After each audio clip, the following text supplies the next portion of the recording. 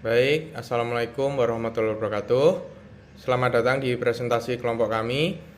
Hari ini kami akan membahas topik yang semakin relevan di tengah pesatnya transformasi digital yang sedang terjadi di mana-mana, yaitu mengenai cyber security management.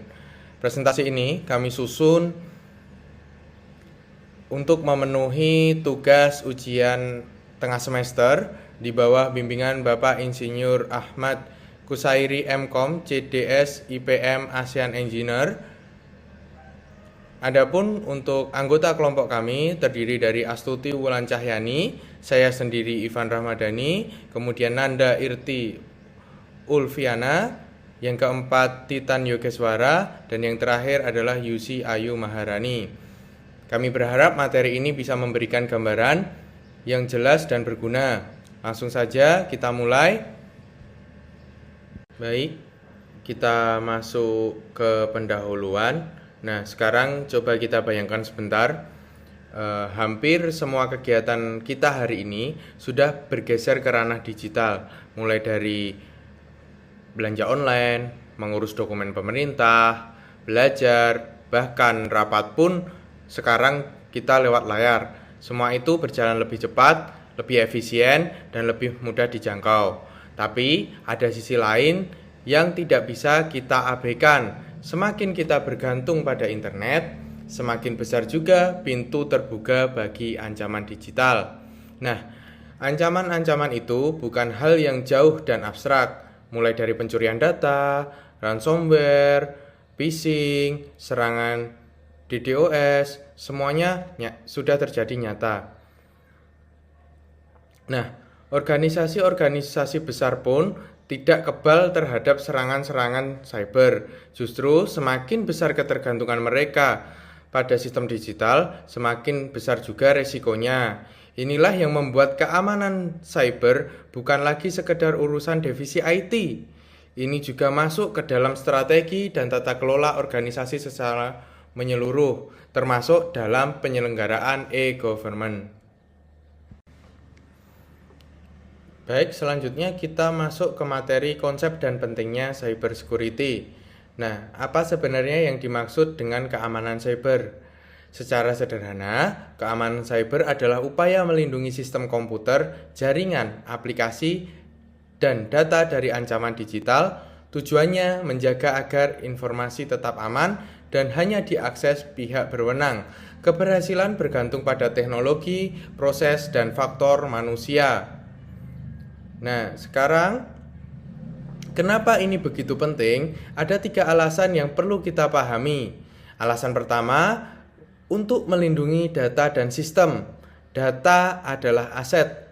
Begitu data bocor, rusak, atau jatuh ke tangan yang salah, dampaknya bisa sangat berat, baik bagi individu maupun organisasi. Yang kedua, mengurangi resiko kerugian. Serangan cyber bukan sekedar merusak sistem, bisa menghentikan operasional bisnis berhari-hari, bisa juga menimbulkan kerugian finansial yang besar, bahkan bisa menjatuhkan reputasi yang sudah dibangun bertahun-tahun. Nah, dan alasan ketiga, untuk menjaga kepercayaan. Kepercayaan itu sangat rapuh. Kalau terbukti sistem keamanan sebuah organisasi lemah, kepercayaan pengguna atau masyarakat bisa hilang begitu saja, dan membangun kepercayaan kembali jauh lebih sulit daripada memperbaiki sistemnya. Baik, selanjutnya dalam keamanan cyber ada 3 prinsip dasar yang selalu jadi acuan utama. Kita sebut triad CIA. Ini bukan singkatan badan intelijen, namun confidentiality, integrity, dan availability. Mari kita bahas satu persatu. Nah, yang pertama adalah confidentiality, atau dalam bahasa Indonesia disebut kerahasiaan. Artinya, informasi hanya boleh diakses oleh pihak yang memiliki izin. Tidak semua orang perlu tahu segalanya. Bayangkan kalau dari misalnya gaji atau rekam medis bisa dilihat tanpa izin, itu sudah sangat melanggar prinsip kerahasiaan. Yang kedua adalah integrity atau integritas. Data harus akurat dan utuh. Tidak boleh ada yang bisa mengubah informasi tanpa seizin pemiliknya. Kalau seseorang bisa misalnya diam-diam mengubah angka dalam laporan keuangan atau mengganti nilai di sistem akademik, itu artinya integritas sudah jebol. Nah, yang terakhir adalah availability atau ketersediaan. Sistem harus bisa diakses kapanpun dibutuhkan oleh pengguna yang berwenang. Misalnya mau pagi atau mau hari libur, itu harus selalu bisa dibuka. Kalau misal sistemnya tidak bisa diakses saat dibutuhkan, itu juga termasuk masalah keamanan. Nah, ketiga prinsip ini harus saling berkaitan. Kehilangan salah satunya saja berarti keamanan informasi kita belum benar-benar terjaga. Nah, sekarang mari kita lihat kondisi nyatanya tren global ancaman dan serangan cyber. Nah, di tingkat global sendiri, kerugian akibat kejahatan cyber diperkirakan mencapai 10,5 triliun US dolar pada tahun 2025. Ini angka yang fantastis karena bukan jutaan, bukan miliaran, namun triliun. Angka yang sangat sulit kita bayangkan. Untuk di negara kita, di Indonesia sendiri, Badan Cyber dan Sandi Negara atau BSSN mencatat anomali traffic cyber sebanyak 3,64 juta kasus hanya dalam rentang Januari hingga Juli tahun 2025. Bandingkan dengan tahun sebelumnya yang hanya ada 123 kasus di periode yang sama. Nah, ini trennya berarti sangat melonjak tajam dan begitu cepat. Sepanjang tahun 2023 juga tercatat ada 347 dugaan insiden cyber di Indonesia. Dan sektor yang paling sering diserang adalah administrasi pemerintahan, justru sektor yang seharusnya paling terlindungi. Nah, kenapa bisa begitu? Salah satu karena jenis ancaman yang muncul semakin canggih dan beragam. Ada yang disebut dengan ransomware as a service. Nah, ini serangan yang bisa disewakan ke siapa saja, bahkan ke orang yang tidak punya keahlian teknis sekalipun. Bayangkan, kejahatan cyber sudah punya model bisnisnya sendiri. Nah, selanjutnya ada supply chain attack. Nah, ini salah satu celah misalnya di pihak vendor atau mitra bisa berdampak ke ratusan organisasi sekaligus. Satu titik lemah bisa dampaknya menyebar luas. Selanjutnya ada AI power phishing. Nah, ini yang paling sering terjadi karena ini adalah penipuan melalui email yang semakin meyakinkan karena sudah dibantu dengan kecerdasan buatan generatif yang sulit dibedakan dengan yang aslinya. Dan yang terakhir ada state sponsor attack, yaitu serangan yang disponsori langsung oleh negara. Misal contohnya ada berita atau serangan dari Singapura ke Indonesia. Nah, itu biasanya tujuannya untuk spionase atau sabotase. Dengan melihat data ancaman cyber di global, ini ancaman itu begitu nyata. Dan trennya juga meningkat dengan pesat dan tidak ada tanda-tanda akan menurun atau melambat. Nah, selanjutnya materi akan dilanjutkan oleh rekan saya, Titan Yogeswara. Terima kasih. Baik, selanjutnya saya akan membahas mengenai konsep, beragam elemen, dan aspek dalam cyber security. Cyber security merupakan serangkaian upaya untuk melindungi sistem informasi, jaringan, perangkat, dan data dari ancaman digital. Tujuan utamanya adalah menjaga kerahasiaan, integritas, dan ketersediaan informasi. Di era transformasi digital, keamanan cyber menjadi kebutuhan penting karena hampir seluruh aktivitas organisasi bergantung pada teknologi informasi. Dalam penerapannya, cyber security terdiri dari beberapa elemen penting. Yang pertama, security policy berfungsi sebagai pedoman keamanan organisasi. Information infrastructure mencakup perangkat keras, perangkat lunak, dan jaringan yang mendukung operasional. Perimeter defense seperti firewall, IDS, dan IPS berfungsi sebagai pertahanan awal terhadap ancaman. Selain itu, terdapat network monitoring dan SIEM untuk memantau aktivitas jaringan Network Security Assessment untuk mengevaluasi tingkat keamanan sistem, serta Security Awareness yang bertujuan untuk meningkatkan kesadaran pengguna terhadap risiko keamanan. Terdapat 3 aspek utama dalam cybersecurity, yaitu people, proses, dan teknologi. People berkaitan dengan pengguna dan pengelola sistem yang harus memiliki kesadaran keamanan. Proses mencakup kebijakan dan prosedur yang mengatur penerapan keamanan. Sedangkan teknologi meliputi berbagai perangkat dan solusi keamanan seperti firewall, enkripsi, dan antivirus. Ketiga aspek ini harus berjalan seimbang agar keamanan cyber dapat diterapkan secara efektif. Baik, berikutnya akan dijelaskan oleh rekan saya. Penerapan security risk, security policy, dan security governance.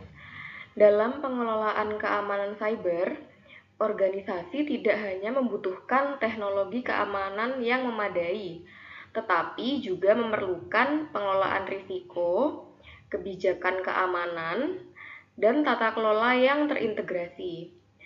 Security risk, security policy, dan security governance merupakan tiga komponen utama yang berperan dalam melindungi aset informasi, mengurangi ancaman cyber, serta mendukung pencapaian tujuan organisasi secara berkelanjutan. Security risk management adalah proses sistematis yang digunakan untuk mengidentifikasi, menganalisis, mengevaluasi, dan mengendalikan risiko keamanan informasi. Proses ini dimulai dengan mengidentifikasi aset yang perlu dilindungi, kemudian menilai ancaman dan kerentanan yang dapat mengganggu kerahasiaan, integritas, dan ketersediaan informasi. Berdasarkan hasil penilaian tersebut, organisasi dapat menentukan strategi penanganan risiko melalui pengurangan, penghindaran, pengalihan, atau penerimaan risiko sesuai tingkat toleransi yang dimiliki. Security policy merupakan seperangkat aturan, prosedur, dan standar yang digunakan sebagai pedoman dalam menjaga keamanan informasi organisasi. Kebijakan ini mengatur berbagai aspek seperti hak akses pengguna, penggunaan kata sandi, perlindungan data, penggunaan perangkat teknologi informasi, serta prosedur penanganan insiden keamanan. Dengan adanya kebijakan yang jelas dan konsisten, organisasi dapat mengurangi risiko yang berasal dari kesalahan manusia maupun penyalahgunaan sistem, serta meningkatkan kesadaran keamanan seluruh pengguna. Security governance adalah kerangka tata kelola yang digunakan untuk mengarahkan, mengawasi, dan mengevaluasi seluruh kegiatan keamanan cyber dalam organisasi. Tata kelola keamanan memastikan bahwa kebijakan dan program keamanan selaras dengan tujuan organisasi serta mendukung keberlangsungan operasional. Dalam penerapannya, manajemen bertanggung jawab untuk menetapkan strategi keamanan, menyediakan sumber daya yang diperlukan, mengelola risiko, serta melakukan audit dan evaluasi secara berkala guna memastikan efektivitas kontrol keamanan yang diterapkan. Untuk hubungan dari security risk, security policy, dan security governance dapat kita lihat kembali.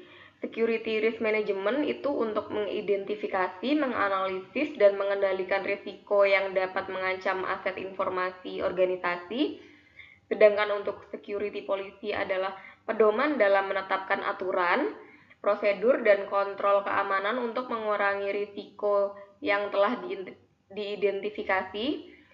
Kemudian untuk security governance adalah memastikan seluruh kebijakan dan aktivitas keamanan diterapkan, diawasi, dan dievaluasi secara konsisten sesuai dengan tujuan organisasi. Ketiga komponen ini saling mendukung dalam membangun sistem keamanan informasi yang efektif dan berkelanjutan. Penerapannya yang terintegrasi dapat meningkatkan ketahanan organisasi terhadap ancaman cyber, melindungi aset informasi, serta menjaga kepercayaan para pemangku kepentingan.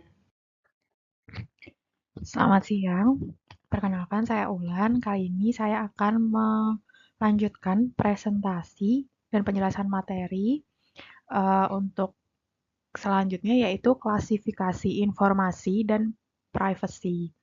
Klasifikasi informasi adalah proses pengelompokan data berdasarkan tingkat sensitivitas dan kebutuhan perlindungannya, bertujuan mengatur hak akses serta meningkatkan keamanan informasi. Sedangkan privacy adalah hak individu untuk mengendalikan penggunaan, penyimpanan, dan penyebaran data pribadinya.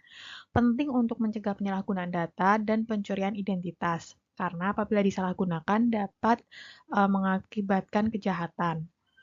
Selanjutnya, tingkat klasifikasi itu ada 4, yaitu restrict atau sangat rahasia dan aksesnya terbatas, kemudian confidential atau rahasia dan hanya untuk pihak tertentu, lalu internal hanya digunakan untuk kepentingan internal organisasi, serta yang terakhir yaitu public atau dapat diakses oleh masyarakat umum.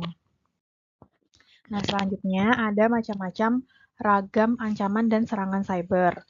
Serangan cyber adalah upaya yang dilakukan secara sengaja untuk menyerang sistem komputer, jaringan, perangkat digital, atau data dengan tujuan memperoleh akses ilegal, mencuri informasi, merusak sistem, atau mengganggu operasional suatu organisasi.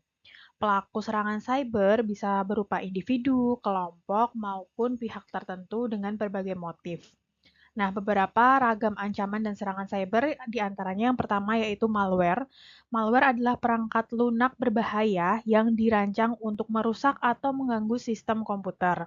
Malware dapat menyebabkan kehilangan data, kerusakan sistem, hingga pencurian informasi penting, seperti virus, worm, trojan, spyware, dan adware. Kemudian ada ransomware, adalah jenis malware yang mengenkripsi data korban sehingga tidak dapat diakses. Pelaku kemudian meminta tebusan agar data tersebut dapat dipulihkan, seperti menyebabkan kehilangan akses data, gangguan operasional, maupun kerugian finansial yang besar. Yang selanjutnya yaitu phishing dan social engineering. Phishing dan social engineering ini juga salah satu ragam ancaman dan serangan cyber. Phishing adalah metode penipuan yang bertujuan memperoleh informasi sensitif seperti username, password, nomor kartu kredit, nomor identitas, dan lain sebagainya. Sedangkan untuk social engineering sendiri juga merupakan salah satu bentuk ragam ancaman serangan cyber. Biasanya dia meminta informasi rahasia dengan melakukan penyamaran. Selanjutnya yaitu data breach atau kebocoran data adalah data insiden di mana keamanan cyber yang menyebabkan data rahasia, sensitif atau pribadi diakses, dicuri, disalin atau disebarluaskan oleh pihak yang tidak berwenang. Biasanya data yang bocor itu juga seperti data pribadi seperti nama, alamat, nomor telepon, kemudian nomor identitas, dan lain-lain. Selanjutnya yaitu denial of service atau DOS dan distributed denial of service atau DDoS, yang tujuannya membuat suatu layanan atau website tidak dapat diakses oleh pengguna yang sah dengan membanjiri server menggunakan lalu lintas data dalam jumlah yang besar. Selanjutnya yaitu Advanced Persistent Threat atau APT adalah serangan cyber yang dilakukan secara terencana, terorganisasi, dan berlangsung dalam jangka waktu tertentu. Biasanya ini menargetkan suatu organisasi, kemudian juga cukup sulit dideteksi, serta bertujuan untuk merugikan sesuatu. Selanjutnya yaitu penerapan teknologi keamanan data pada e-government atau pada sistem pemerintahan. Dalam implementasi e-government, pemerintah mengolah berbagai data penting seperti data kependudukan, perpajakan, keuangan, kepegawaian, serta dokumen digital lainnya yang memiliki nilai strategis dan harus dilindungi dari berbagai ancaman cyber. Nah, untuk menjaga keamanan data tersebut, teknologi keamanan antara lain yang digunakan adalah verifikasi dua langkah atau 2FA, penggunaan virtual private network atau VPN, enkripsi data, pengendalian hak akses, serta sistem pemantauan dan audit keamanan secara berkelanjutan.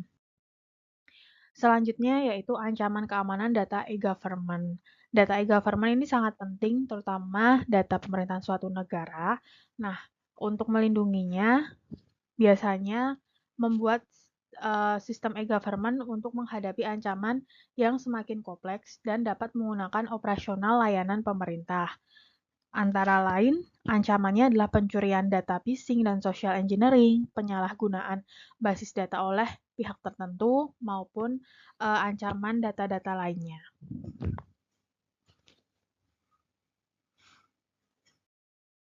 Kemudian pembahasan selanjutnya adalah pentingnya keamanan data dalam penyelenggaraan e-government. Keamanan data bukan sekedar urusan teknis, melainkan faktor kunci keberhasilan e-government itu sendiri. Ketika data masyarakat terlindungi dengan baik, kepercayaan publik terhadap layanan digital pemerintah ikut meningkat. Perlindungan data yang kuat juga menjaga reputasi lembaga, menjamin integritas informasi, dan memastikan layanan publik tetap berjalan berkelanjutan. Tidak kalah penting, keamanan data merupakan kewajiban hukum sebagaimana diatur dalam Undang-Undang Nomor 27 Tahun 2022 tentang Perlindungan Data Pribadi. Jadi dari sisi kepercayaan maupun regulasi, keamanan data adalah fondasi yang tidak bisa ditawar. Kemudian pembahasan selanjutnya adalah pentingnya keamanan data dalam penyelenggaraan e-government. Keamanan data bukan sekedar urusan teknis, melainkan faktor kunci keberhasilan e-government itu sendiri. Ketika data masyarakat terlindungi dengan baik, kepercayaan publik terhadap layanan digital pemerintah ikut meningkat. Perlindungan data yang kuat juga menjaga reputasi lembaga, menjamin integritas informasi, dan memastikan layanan publik tetap berjalan berkelanjutan. Tidak kalah penting, keamanan data merupakan kewajiban hukum sebagaimana diatur dalam Undang-Undang Nomor 27 Tahun 2022 tentang Perlindungan Data Pribadi. Jadi dari sisi kepercayaan maupun regulasi, keamanan data adalah fondasi yang tidak bisa ditawar. Lalu bagaimana cara melindunginya? Pemerintah perlu menerapkan berbagai teknologi keamanan secara terintegrasi, bukan berdiri sendiri-sendiri. Ada 4 pilar utama di sini. Yang pertama adalah manajemen kata sandi dan autentikasi 2 langkah. Setiap aplikasi sebaiknya memakai kata sandi yang kuat dan berbeda. Didukung single sign-on serta verifikasi 2 langkah untuk akun-akun penting. Kemudian yang kedua ada VPN dan enkripsi data. VPN Grade Enterprise mengamankan jalur komunikasi, sementara enkripsi AES 256 dan protokol TLS atau SSL melindungi data baik saat tersimpan maupun saat dikirim. Yang ketiga adalah Access Control atau RBAC yang menerapkan prinsip least privilege. Ini artinya setiap pengguna hanya bisa mengakses data yang benar-benar ia butuhkan. Kemudian yang terakhir atau keempat adalah pemantauan dan audit melalui sistem SIEM. Dengan pemantauan real-time dan audit trail, aktivitas mencurigakan bisa dideteksi sejak dini. Kemudian keempat pilar ini bekerja berlapis untuk membentuk pertahanan yang menyeluruh.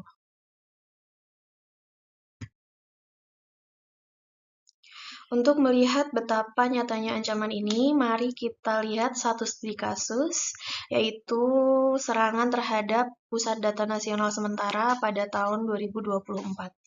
Kronologinya, serangan ransomware berhasil melumpuhkan Pusat Data Nasional Sementara dan mengganggu berbagai layanan administrasi serta keimigrasian yang bergantung pada infrastruktur digital pemerintah. Dampaknya terasa langsung oleh masyarakat. Kemudian pelajaran terpentingnya ada pada backup. Tanpa cadangan data yang terpisah dan terlindungi, memulihkan data yang sudah dienkripsi oleh pelaku menjadi sangat sulit. Disinilah sistem backup terbukti sangat krusial. Kasus PDNS ini menegaskan bahwa keamanan tidak bisa setengah-setengah. Backup, enkripsi, autentikasi berlapis, deteksi intrusi, dan pengendalian hak akses harus diterapkan secara terpadu agar layanan publik bisa tetap bertahan meskipun diserang.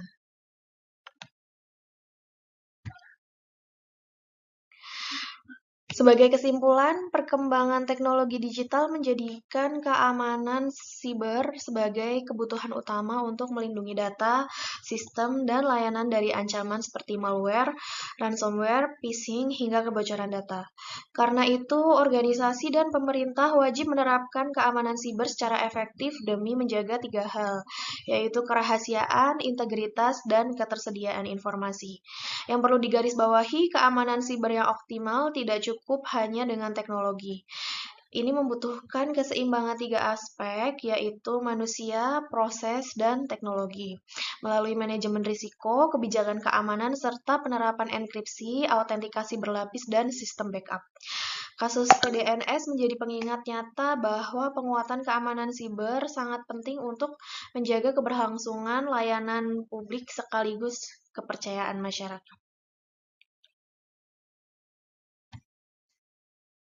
Demikian presentasi dari kelompok kami untuk tugas ujian tengah semester mata kuliah Cybersecurity Management ini. Terima kasih atas perhatian Bapak. Mohon maaf apabila ada kesalahan kata. Wassalamualaikum warahmatullahi wabarakatuh.